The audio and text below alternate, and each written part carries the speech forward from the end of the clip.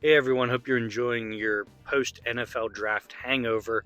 Now that it's been a week or two and we've had a lot of time to digest everything that happened at the draft, I wanted to talk about some of the bigger stories, or at least some of the stories that I thought were the most interesting and that I had the most to say about. Number one, regardless of how I approach this, the top story is going to be Travis Hunter and the trade that the Jaguars made with the Browns to get him. They move up from number 5 to pick number 2 and acquire Travis Hunter, a player that seemed to be the consensus to be the best player in the draft as far as people's opinions. And he plays two positions, at least in college. So there's a chance that you're getting two players for one here, at least partially. I hate when people say you're getting two players for one and they just kind of leave it there. I think the potential to get two players is there, at least partially. So it seems like they're playing him on offense and they'll work him in on defense. I don't know exactly how that's going to work. I think the middle of the road prediction that a lot of people had, where he would play corner and then play a little bit of offense, I think was accurate, but the Jags are looking at it in the opposite fashion. So I guess we'll see. But the move itself, the trade to get him, I really, really like it for both sides. I think it's really, really smart for both sides. And I think people are a little hesitant to give too much praise for this deal just because it's two franchises that people don't really respect. Nobody respects the Browns for, a lot of reasons. That could be its own show. And then the Jags are just a team that hasn't done much in a long time. They were an expansion franchise, and they've just never, or at least it's been a while since they've done anything of note. They made the playoffs recently and blew that run. So there's not much going on in Jacksonville. And James Gladstone knew this, and that was a big reason why he made this trade. And I think people just aren't thinking big picture enough when they look at this trade from the Jags' perspective. Because they did swap first rounders. They gave a second rounder. They gave their first rounder next year. And, that stings. But they're trading for the best player in the draft, and they're trading inside the top 5. They're trying to get up to the second pick in the draft.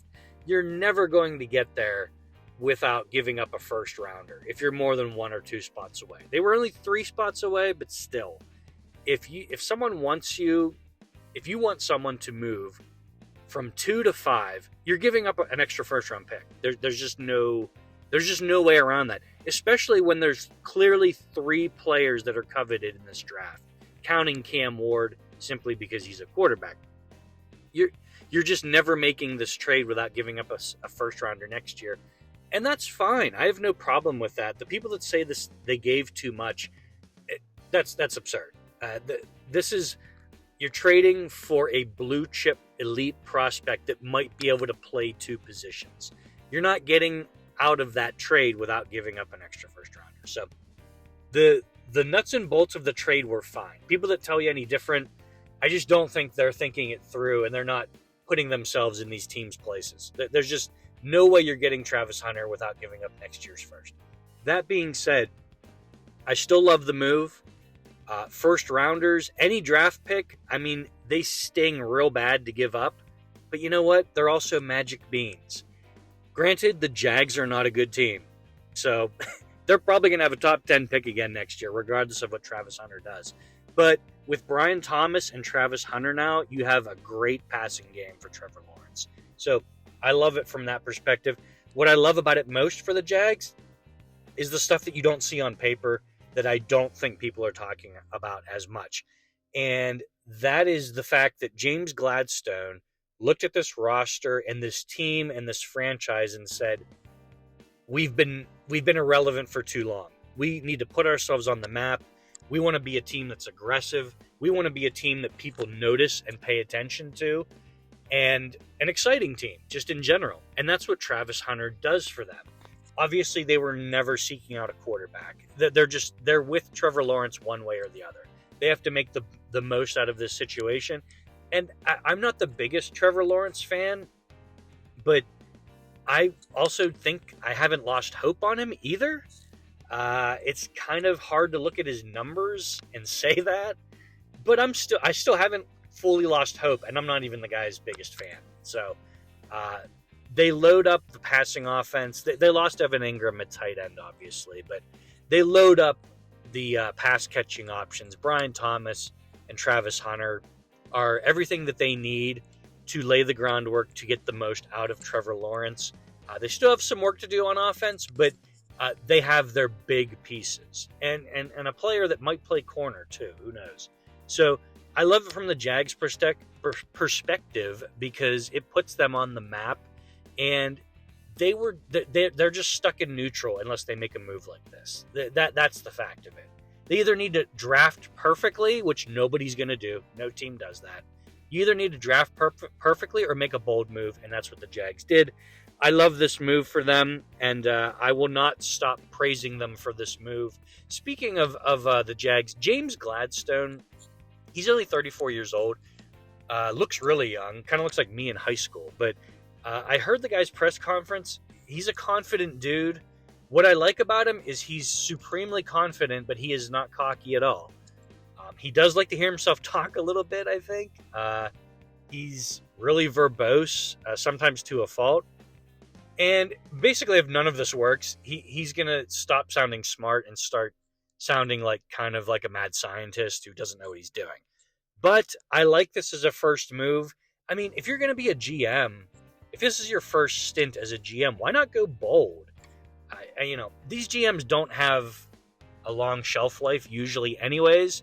You got to try to make your mark. And I think James Gladstone did that. And I'm sure Liam Cohen, the offensive mind that he isn't complaining here. So I love it all around for the Jags. Then we have the Browns side of it, which of course the Browns could have drafted Travis Hunter. They had the second overall pick. They were in the pole position, so to speak, to pick the best, most talented player in the draft, and they chose not to. And usually that would be a horrible idea. But for the Browns, it's not, because they're stuck with Deshaun Watson's contract for another year or two. Whenever they cut him, it's going to be a huge dead cap hit. It's just a matter of how much dead cap and how patient they want to be before they cut him. So they're stuck with that situation. Now, the picks that they made after they made this trade, we can pick apart. I'll pick them apart a little bit, but overall, I kind of liked it. And there was some rough areas in their draft if you look down the list of players, but I mean, frankly, I think they did a great job here. And the best job they did, this is same with the Jags. This is something that doesn't show up on paper. Andrew Berry, the GM of the Browns, he understood and knew that this team was not in a position to take on a player like Travis Hunter. They were not going to get the most out of this player. And the reason he knew that is, number one, as Mike Renner noted on, I believe, CBS, they don't have anyone to get Travis Hunter the football. So right off the bat, you're fighting a losing battle by making that pick. You'll have a talented player, but no more, no less. So for the Browns, it wasn't essential for them to take Travis Hunter, even though he was the best player. An unusual situation, but they could use a receiver. They don't really need a corner. It all added up, though, to a team that if they could trade out of this pick, it was worth exploring, and they ended up pulling the trigger. They moved down 3 spots, which in this draft is critical, but you're still getting a great player in Mason Graham, a defensive tackle that a lot of people loved coming out. Some people had him up there with Travis Hunter and Abdul Carter. Some people didn't, but this is a really nice player that helps Myles Garrett take some attention off him. And then we have some other picks they made that I didn't quite agree with. They ended up taking, they take a linebacker, Schlesinger, in the second round. A lot of people liked him. Quinshawn Judkins and Harold Fannin, I have no problem with whatsoever. I think those are good players.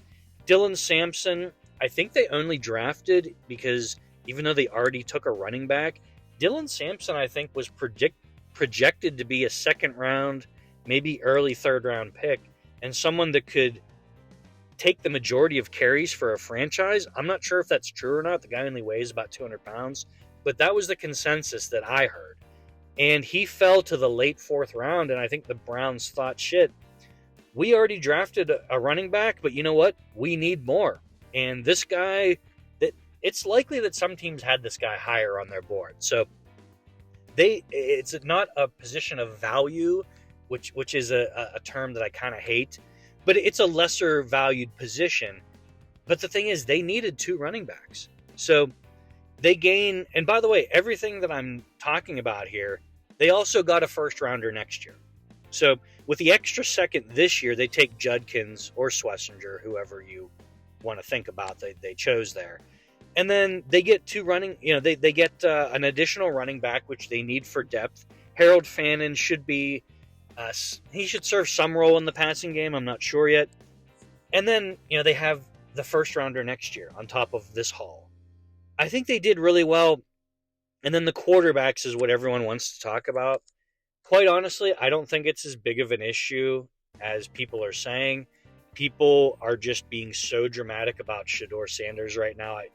You can't even have an honest conversation about Shedeur Sanders.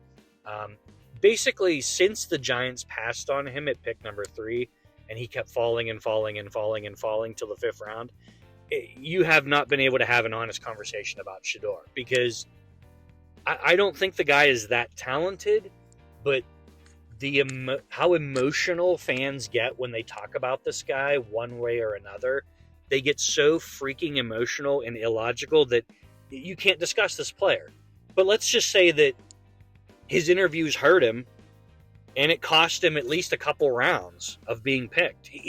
I think everyone agrees he would have been drafted at the very least in the 3rd round, if not the 2nd round. That was like his floor, because as far as the talent goes, because there's definitely some concerns with his game, but he's also a pretty talented player. This is not like we'll take this guy and hope he's a backup someday.